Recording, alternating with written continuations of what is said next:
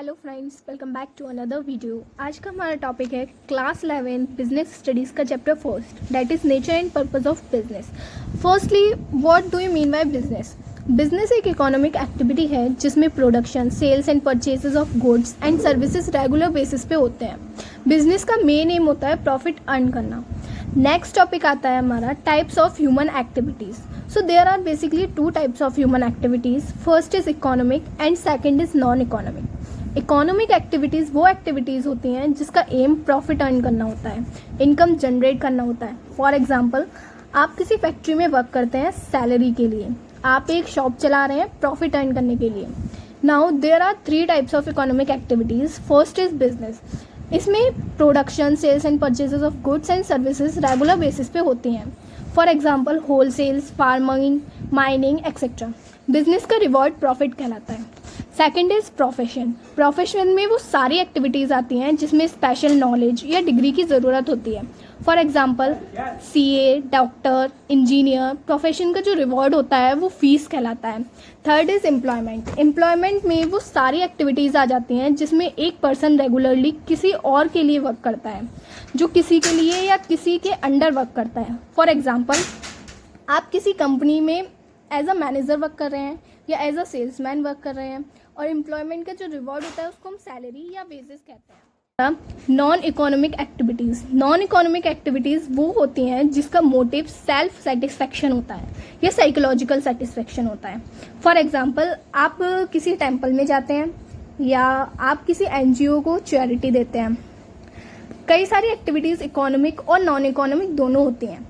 ये डिपेंड करता है एंड रिजल्ट पर। अगर आपका एंड रिजल्ट अर्निंग मनी है तो वो इकोनॉमिक एक्टिविटी है, और अगर आपका सेल्फ सेटिस्फेक्शन है तो वो आपकी नॉन इकोनॉमिक एक्टिविटी है।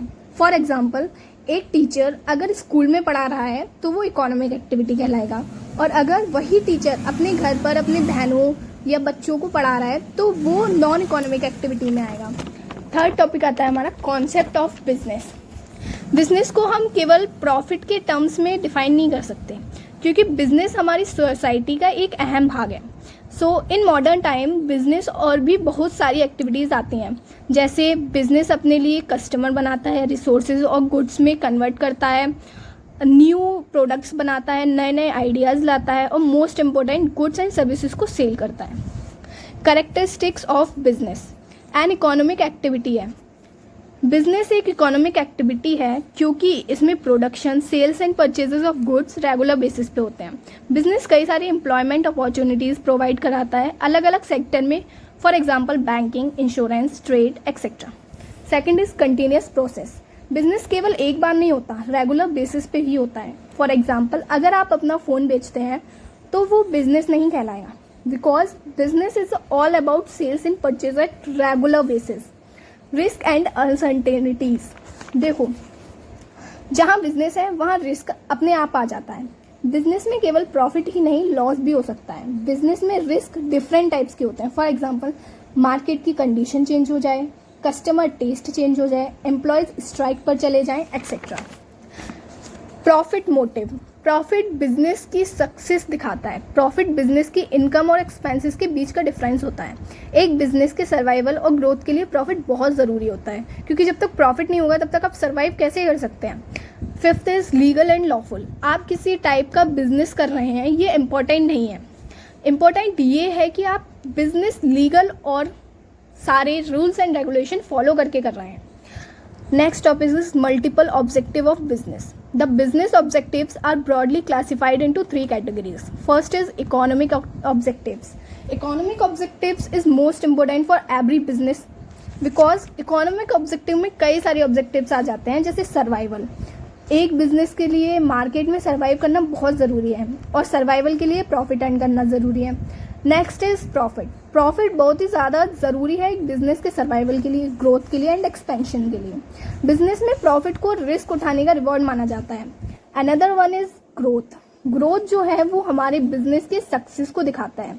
ग्रोथ को हम मेजर कर सकते हैं in terms of sales, number of branches, number of employees etcetera. Social objectives. Supply of desired quality of products. देखो, एज अ कंज्यूमर आपको अच्छी क्वालिटी के प्रोडक्ट्स अच्छे नहीं मिलेंगे, अच्छे प्राइस पे नहीं मिलेंगे, तो क्या आप उसको खरीदना पसंद करेंगे? नहीं ना। इसलिए मार्केट में रहने के लिए एक बिजनेसमैन को ज़रूरी है कि वो अच्छी क्वालिटी प्रोडक्ट्स अच्छे पैसों पे अवेलेबल कराएं। Second is avoidance of unfair trade practices. Unfair trade practices में black marketing, over charging, false advertisement etcetera आ जाते हैं। बिजनेसमैन को ये सारी चीज़ें अवॉइड करनी चाहिए मार्केट में रहने के लिए। अनफेयर ट्रेड प्रैक्टिसेस कोई भी सोसाइटी एक्सेप्ट नहीं करेगी and as a result business अपनी रेपुटेशन खो देगा। Third is employment generation. आज के टाइम में अनएम्प्लॉयमेंट एक बहुत बड़ी प्रॉब्लम है। बिजनेसमैन की रिस्पॉन्सिबिलिटी है एम्प्लॉयमेंट जनरेट करना। इससे अनएम्प्लॉयमेंट भी कम होता है और बिजनेस की रेपुटेशन भी बढ़ती है। Fourth is avoidance of pollution. जैसे जैसे इंडस्ट्रियलाइजेशन बढ़ता जा रहा है वैसे वैसे ही पॉल्यूशन भी बढ़ता जा रहा है। इंडस्ट्रीज से निकलने वाला गंदा पानी रिवर्स, लेक्स एक्सेट्रा में डाल दिया जाता है, जिससे कई सारे डिसीजेस भी होते हैं। तो एक बिजनेसमैन को इको फ्रेंडली टेक्निक्स का यूज़ करना चाहिए प्रोडक्शन करने के लिए, और जो वेस्ट मटेरियल है उनको ऐसे एग्जिस्ट करना चाहिए जिससे कि वो इन्वायरमेंट को पॉल्यूट ना करें। थर्ड इज़ ह्यूमन और पर्सनल ऑब्जेक्टिव्स। ये ऑब्जेक्टिव ऑर्गेनाइजेशन के एम्प्लॉयज़ से रिलेटेड करता है। जैसे एक बिजनेसमैन को अच्छी वर्किंग कंडीशन प्रोवाइड करानी चाहिए अपने एम्प्लॉयज़ के लिए, सैलरीज अच्छी और टाइम पर देनी चाहिए, हॉलीडेज़ प्रोवाइड करने चाहिए टाइम टू टाइम, एम्प्लॉयज़ को अच्छी ट्रेनिंग दें और उनकी नॉलेज को टाइम टू टाइम अपडेट करते रहें। So our next topic is role of profit in business. First is survival. Business and businessman बिना प्रॉफिट के लॉन्ग टाइम के लिए सर्वाइव नहीं कर सकते, इसलिए प्रॉफिट जो है वो बिजनेस को मार्केट में सर्वाइव करने में हेल्प करता है। Second is expansion and growth. एक बिजनेस आगे तभी बढ़ सकता है जब हमारा बिजनेस अच्छे अमाउंट में प्रॉफिट अर्न कर रहा हो, मतलब जितना ज़्यादा प्रॉफिट उतनी ज़्यादा growth.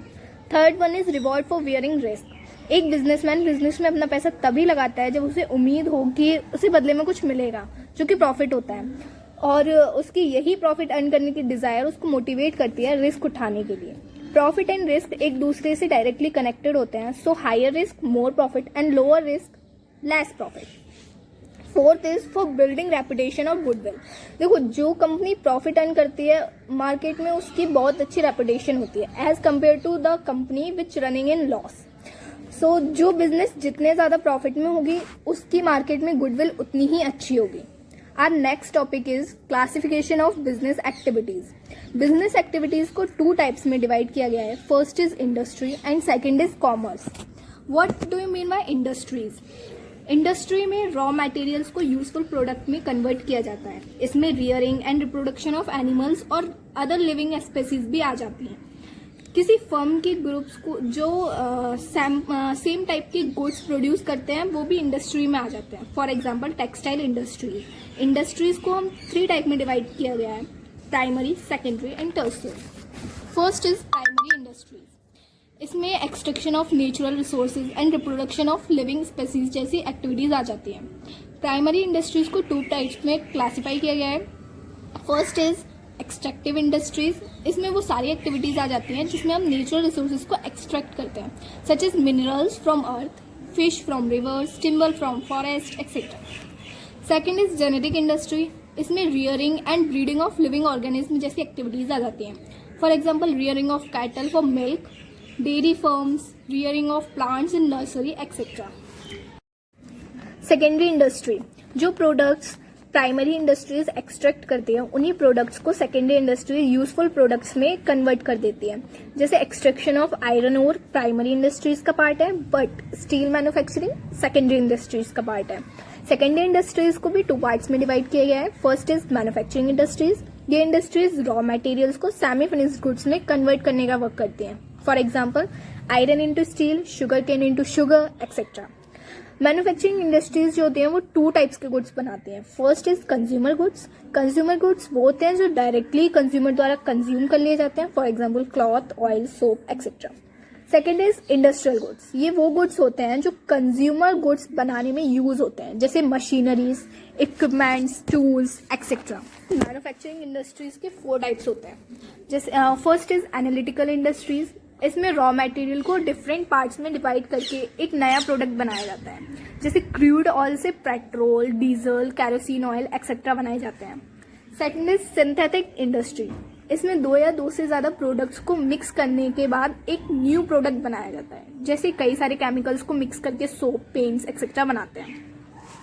Third is processing industry. इसमें रॉ मटेरियल्स को कई सारी प्रोडक्शन स्टेजेस से ले जाया जाता है, उसके बाद एक फिनिश्ड गुड रेडी किया जाता है, जैसे sugar industries, textile industries etcetera. Fourth is assembly industries. इसमें कई सारी फिनिश्ड प्रोडक्ट्स को कंबाइन करके एक नया प्रोडक्ट बनाया जाता है, जैसे manufacturing of computer, watches, cars etcetera. Secondary industries का सेकेंड पार्ट है कंस्ट्रक्टिव इंडस्ट्रीज। ये इंडस्ट्रीज मैन्युफैक्चरिंग इंडस्ट्रीज के प्रोडक्ट्स को यूज करके कुछ नया बनाते हैं, जैसे सीमेंट, आयरन, स्टील का यूज करके बिल्डिंग्स, डैम्स, रोड्स एक्सेट्रा बनाए जाते हैं। थर्ड टॉपिक इज टर्शियरी और सर्विस इंडस्ट्रीज। इसमें वो सारी इंडस्ट्रीज आ जाती हैं जो गुड्स एंड सर्विसेज के स्मूथ फ्लो में हेल्प कराती हैं। ये वो सारी सर्विसेज प्रोवाइड कराती हैं जो प्राइमरी और सेकेंडरी इंडस्ट्रीज को सपोर्ट करती हैं, जैसे ट्रांसपोर्ट, बैंकिंग, इंश्योरेंस एक्सेट्रा। और next topic is commerce. Commerce में वो सारी एक्टिविटीज आ जाती हैं जो गुड्स को कंज्यूमर तक पहुंचाने में डायरेक्टली और इनडायरेक्टली हेल्प कराते हैं। जैसे गुड्स कई सारी जगह पे प्रोड्यूस होते हैं, तो कई सारी प्रॉब्लम्स आती हैं गुड्स को कंज्यूमर तक पहुंचाने में, तो इस प्रॉब्लम को दूर करने के लिए कॉमर्स हमें हेल्प करता है ट्रांसपोर्ट की फैसिलिटी प्रोवाइड करा के। और next topic is classification of commerce. First is trade and another one is aids to trade. First trade, जब हम गुड्स और सर्विसेज को खरीदते या बेचते हैं तो वो ट्रेड कहलाता है। आसान शब्दों में कहें तो exchange of goods and services. Trade two types के होते हैं। First is external trade and second is internal trade. First, internal trade, exchange of goods with in the geographical boundaries of a country.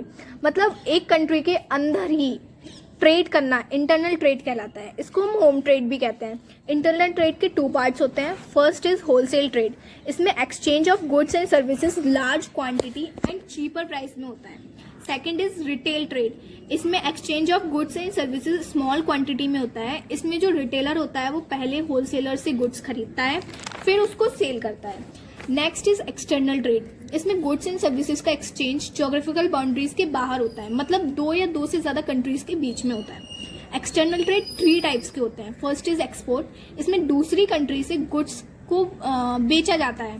Second is import. इसमें दूसरी country से goods खरीदे जाते हैं। And third is entrepot. इसमें goods को import करते हैं एक्सपोर्ट करने के मोटिव से, मतलब एक कंट्री से गुड्स खरीदते हैं दूसरी कंट्री को बेचने के लिए। एड्स और auxiliaries to trade. Aids to trade को हम टर्शियरी सेक्टर ऑफ कॉमर्स भी कह सकते हैं, क्योंकि ये भी गुड्स एंड सर्विसेज के स्मूथ फ्लो में हेल्प करता है। कुछ कॉमन एक्सिलरीज टू ट्रेड हैं transport and communication, banking and finance, insurance, warehousing, advertisement etcetera. Next topic is business risk. Business risk में लॉस होने की संभावना, कुछ कारणों की वजह से प्रॉफिट कम होना एक्सेट्रा आ जाता है। In simple words, business risk is refers to chance of inquiring losses और less profit than expected. Nature of business risk. Business risk due to uncertainties. हमें पता नहीं होता है कि फ्यूचर में क्या होने वाला है, तो हो सकता है कि डिमांड चेंज हो जाए, ये गवर्नमेंट की पॉलिसीज, कुछ भी हो सकता है, और इसका डायरेक्ट इफेक्ट हमारे बिजनेस पर पड़ता है। Risk is an essential part of every business. कोई भी बिजनेस बिना रिस्क से नहीं चल सकता, इसलिए हम बिजनेस को रिस्क से नहीं अलग कर सकते। हम रिस्क को कम तो कर सकते हैं, मगर उसे खत्म नहीं कर सकते। Third is degree of risk depends upon the nature and size of business. जैसे अगर आपका बिजनेस फैशन आइटम का है तो रिस्क ज्यादा है as compare to daily needs item. जितना बड़ा बिजनेस उतना ही ज्यादा risk. Profit is the reward of bearing risk. एक बिजनेसमैन रिस्क तभी उठाता है जब वहां पे उसे प्रॉफिट मिले, मतलब no risk no gain, larger the risk more the profit. Next is causes of business risk. First is natural causes. Risk due to natural cause like flood, earthquake etcetera. Second is human cause. Risk due to human causes like dishonesty of employees, etc. Third is economic causes. Risk due to economic causes like change in degree of competition, price fluctuations, etc. Fourth is physical cause. Physical cause like change in technology, mechanical defect, accident of employees, etc. So guys, यहाँ पे हमारा chapter खत्म होता है। अगर आप लोगों को ये वीडियो ज़रा सी भी अच्छी लगी हो, ज़रा सी भी हेल्पफुल लगी हो, तो प्लीज़ इसको ज़्यादा से ज़्यादा शेयर कीजिएगा एंड चैनल को सब्सक्राइब किए बिना मत जाइएगा। Thank you so much for watching this video.